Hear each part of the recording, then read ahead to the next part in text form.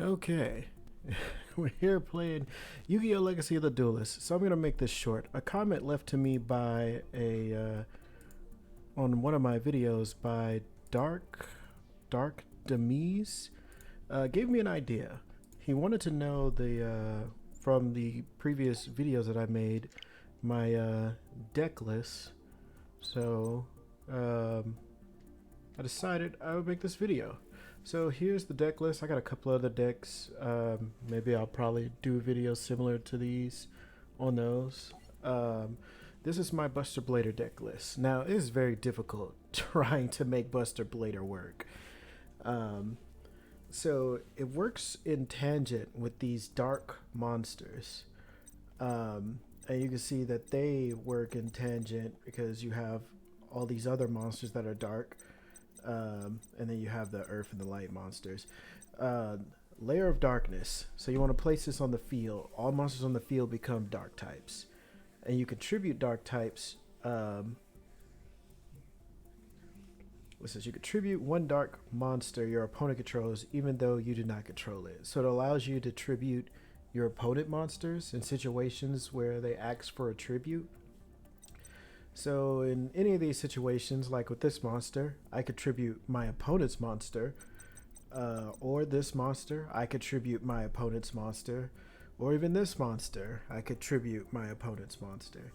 So it helps out in situations like that where I want to use his abilities and I contribute the opponent's monster. Also, when a monster is tributed at the end phase, it special summons a token, and the token is dark, on either player side of the field in defense mode, which can obviously be used for even more tributes later on. So that's kind of the premise of how the dark side of the deck works. You know, you got stuff like a Lure of Darkness just to help withdraw power and stuff. This guy's just for easy summon, is an easy special summon. Because as long as you control one, you can just special summon it from the hand. That's pretty much all it's really used for. And then you have the Buster Blader side of the deck. So you have, I'm running 3 Buster Bladers and 1 Buster Blader, the Destruction Swordmaster, because this card is not really Buster Blader unless he's on the field or in the graveyard. So you don't want to run just 3 of him because you won't be able to use some of your card effects because he's not considered a Buster Blader unless he's on the field or in the graveyard, which means when he's in your hand, he's not a Buster Blader, and when he's in the deck, he's not a Buster Blader. And then you got to run 3 of this little bastard. This is your tuner that you're going to be using. He helps you to get Buster Blader back on the field. He's really good. Is pretty much your main tuner that you'll be using to get your synchro or your fusion out. Then I'm running this one. Now there are a couple of types of these Destruction Sword Dragon Buster monsters. This one, when equipped to a Buster Blader, your opponent cannot special summon from their extra deck. And the way Yu-Gi-Oh is now with all the Link monsters and stuff, everybody wants to special summon from their extra deck. Like, that's why extra deck is full with 15 monsters. You could also sub them out depending on what you're going against for this one.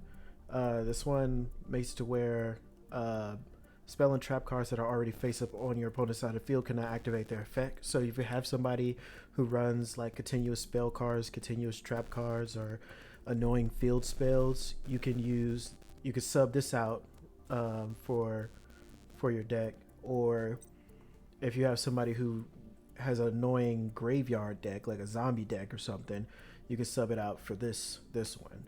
So it's really just up to you. I just kind of run this one because everybody kind of runs, extra decks. So it seems smarter to run this. I only have one of these in the deck.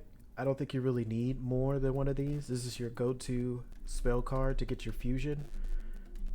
It's not too difficult to get out. Foolish Burial is extremely helpful in this deck. You could use it to bury this monster so that it could be in the graveyard, so when you do get that dark tribute, you can special summon it from the graveyard. You can use it to send Buster Blader to the graveyard for effects where you might need Buster Blader in the graveyard, or this monster in the graveyard for effects where you need it to be in the graveyard. So it helps out in those situations. Typically, you'll end up sending one of those 3 to the graveyard if you get Foolish Burial. 1 for 1 to help with the special summons. There's a couple of level 1s in this deck, so just to help you get them out on the field faster. Soul Charge, kind of like a last resort. You got a bunch of monsters in the graveyard. You got enough life points to spare. You could bring them out and just change up the whole game with a card like Soul Charge. I would obviously only run 1. I was kind of iffy on this card, but I decided to run 2 because once you get out your fusion and you have this card face down, it's just like you could just banish every monster on your opponent's side of the field. Like, it doesn't matter if it's face down, whatever, just boom, banish it. And then even when this card is in the graveyard, you can banish it from your graveyard to negate an effect that targets a Buster Blader monster you control and destroy it. So it's really good just to help for like defensive. Like, you don't want your opponent to set stuff up. You're trying to get rid of really annoying monsters that you might have difficulty defeating.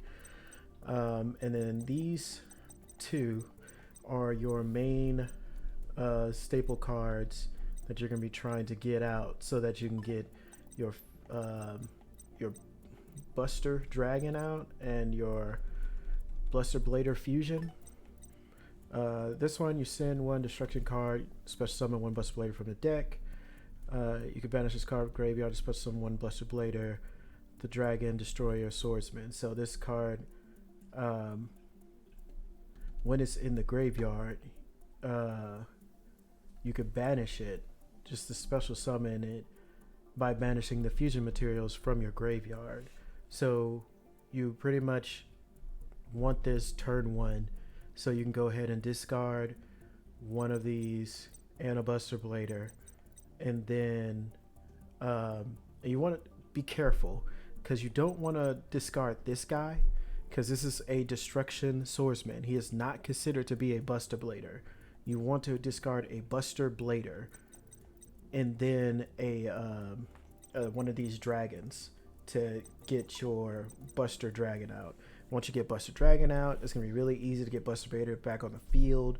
And then immediately after that, you can, on your opponent's turn, you can bring one of the swords back. So the Destruction Sword or either of the Destruction Swords back, equip to your Buster Blader. Next turn, you unequip it, fusion it, whatever. It helps out with that. This one, you send 1 Destruction Sword card and 1 Buster Blader monster from your deck to the graveyard. It allows you to special summon this thing. The only problem with that is you have to destroy it during the end phase of your next turn. So it's not the turn you activate that, but your next turn you have to destroy it. So it's kind of just to help you get it out real quick, and then maybe you could reborn it with Monster Reborn, or you can find some way to bring it back or something. And then the other effect is just another protective effect. We want to banish this card which is in the graveyard. Destruction Sword cards you control cannot be destroyed by battle or card effects. Sadly, Buster Dragon is not a Destruction Sword card, so that does not count for him. And then we have this just for... I love this monster. I find it really ridiculous if you can get it out at the start. It can't be destroyed. And then if they bring out a monster that's stronger than it, you'll get stronger because you'll lose life points. It'll gain those as attack points, and it just gets stronger to the point where like they just can't attack it. It's I don't know. I haven't found anything out that could really stop this if you get this out really early. But the main problem with this deck is what you're going to be working towards is try to get the Buster Dragon and the Dragon Destroyer Swordsman out in the field at the same time, so that his effect can be activated and he can attack every monster your opponent has on the field with piercing damage, and then on top of that, every monster would be considered a dragon type, and you'll gain 1,000 attack and defense for each one. So it could just, if your opponent has 5 monsters on the field, it just goes down the road, just knocking them all out. This also helps when you have Lure of Darkness and is placing those tokens on your opponent's side of the field. They too will become dragons, give you more attack points, and you just go down the line knocking them out. The problem with this card, it cannot attack your opponent directly. So you need your opponent to have monsters, which is also another reason to have Lair of Darkness, to put monsters on your opponent's side of the field. And as far as the links, you need a 2 link that is diagonally, down left or down right, so that you can bring them both out. So I have the Invoker of Madness, and then I have, I don't even know how to pronounce this stupid little monster, but these two are out just so that you can get Buster Dragon and your fusion out on the field at the same time. Because the way the game works now, you can only have one monster summoned from your extra deck on the field, but the link monsters change all that and make it to where if the arrow points to a spot, you can summon another extra deck monster in that spot. That's the whole gimmick of the link monsters, if you did not know. Running 2 link Karibos, because you have a lot of level 1s, and then if you have him on the field, you could link Karibo one of these, bring out link Karibo. It counts as you tributing a dark monster, so then you could special summon him and you could get a token on top of that. And then if you want, you can even sack it to activate his ability. It just helps out in situations like that. The side deck isn't really nothing. There's a couple of cards here that I was thinking about using. You can sub out whatever for whatever. But yeah, that's pretty much how the deck runs. And I'll do like one demonstration duel, kind of show you how I use it.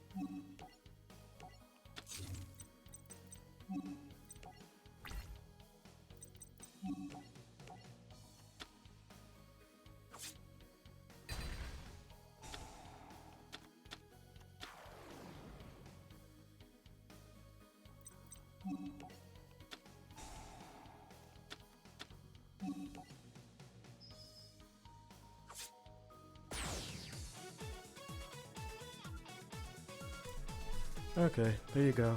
That's an example. You can kind of get the gist of how it works. It really just depends on what cards you get as to what kind of plays you can make. And that'll be it. Let me know if you like the video. Leave a comment if you have any other deck any ideas that you think could fix or help the deck. And if you have any other decks that you would like to see that maybe I've done. I don't really play this game as much as I used to, but I'll see what I can do. I have other decks that I can easily show you guys. All right, that'll be it. Thank you for watching.